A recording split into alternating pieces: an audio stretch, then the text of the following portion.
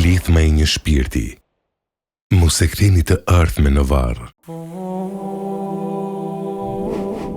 O rinia e këtij vendi, o ti që mban timonin si kur po mban në duar fatin e botës, a e ndjen shpejtësinë e zemrës tënde? Nuk është zhurma e motorit ajo që të bën të fortë, por është fryma që Zoti të dhuroi, ajo që po e rrezikon për një çast marrëzie. Këto rrugë nuk po mbarojnë më me udhëtime, po mbarojnë me lotë, po mbarojnë me nëna që përqafojnë rrobat e ftohta të bijve të tyre, me baballar që pa fuqishëm u lërin mbi dheun e barrit.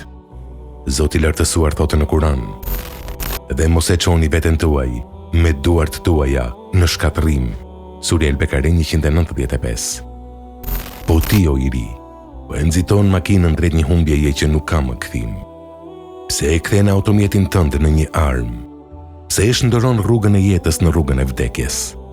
Allahu të dha rinin si begatin më të madhe, si pranverën e shpirtit, por ti po e flijon atë mbi altarët e shpejtësisë dhe adrenalinave të rreme. Pejgamberi alayhis salam na ka paralajmëruar se do të pyetemi për çdo moment të rinison. Kjo kohë, ky turp, kjo jetë, ku u shpenzuan? Nuk është trimëri të ecësh si i tërbuar.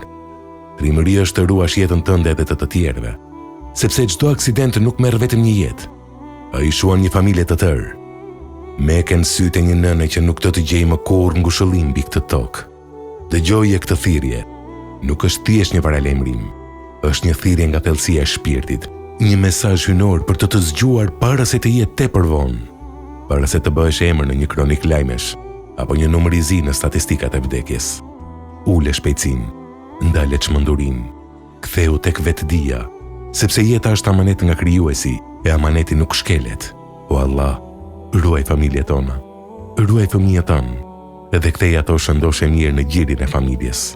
Amin.